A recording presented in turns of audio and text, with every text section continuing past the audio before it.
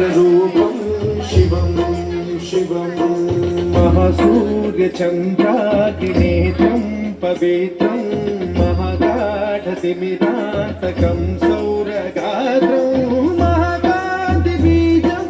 महादिव्यतेजं भवानी समेतं भजे मञ्जुनाथं। ॐ नमः शङ्कराय च महेश्वराय च नमः शिवाय च शिवतराय च भवहराय च महाप्राणदीपं शिवं शिवं भजे मञ्जुनाथं शिवं शिवं अद्वैतभास्करम् अर्धनारीश्वरं त्रिदशहृदयङ्गमं चतुर्दधिसङ्गमं पञ्चभूतात्मकं षट्शत्रुनाशकं सप्तस्वरेश्वरं अष्टसिद्धीश्वरं नवरसमनोहरं दशदिशासु विमलम् एकादशोज्ज्वलं मेघनाथेश्वरं प्रस्तुतिवशङ्करं प्रणतजनकिङ्करं दुर्जनभयङ्करं सज्जनशुभङ्करं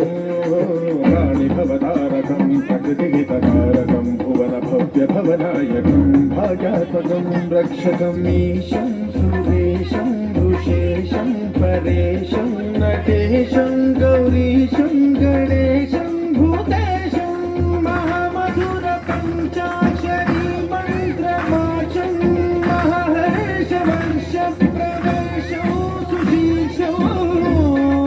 नमो हराय च स्मरहराय च पुरहराय च रुद्राय च भद्राय च इन्द्राय च नित्याय च निर्निद्राय च महाप्राणदीपं शिवं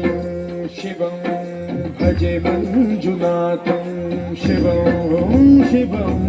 दं दं दडं दं दडं दं दडं दं दठक्कानिनादनवताण्डवाडम्बरं तद्दिम्मिदगदिम्मिदिद्दिम्मिदिमिदिम्मि सङ्गीतसाहित्य सुमकमलबम्बरम् ओङ्कार ह्रीङ्कार श्रीङ्कार ऐङ्कार मन्त्रबीजाक्षरं मञ्जुनाथेश्वरं ऋग्वेदमाद्यं यजुर्वेदवेद्यं सामप्रगीतम् अथर्वप्रभातं पुराणेतिहासप्रशस्तं विशुद्धं प्रपञ्चैकसूत्रं विभुक्तं सुसिद्धं नकारं मकारं सिकारं बकारं यकारं निराकार साकार सारं महाकालकालं महानीलकण्ठं महानन्दनन्दं महाटाटहासं जटाजूटरङ्गैकगङ्गा सुचित्रं ज्वलद्भुग्रनेत्रं सुमित्रं सुगोत्रं महाकाशभासं महाभानुलिङ्गं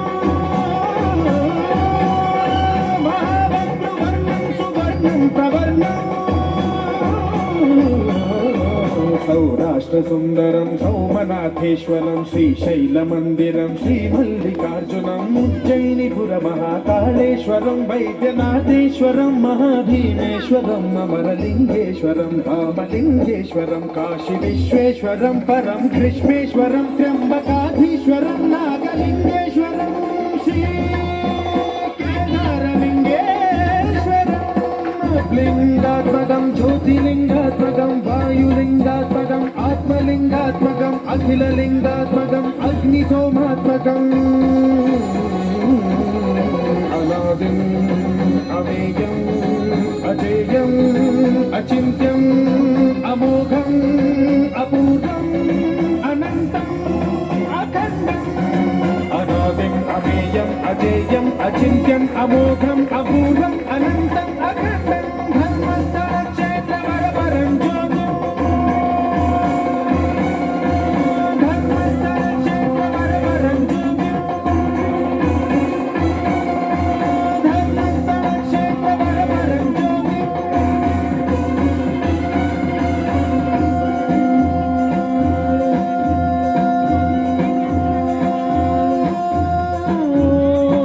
नमः सोमाय च सौम्याय च भव्याय च भाग्याय च शान्ताय च शौर्याय च योगाय च भोगाय च कालाय च कान्ताय च रम्याय च गम्याय च ईशाय च श्रीशाय च शर्वाय च सर्वाय च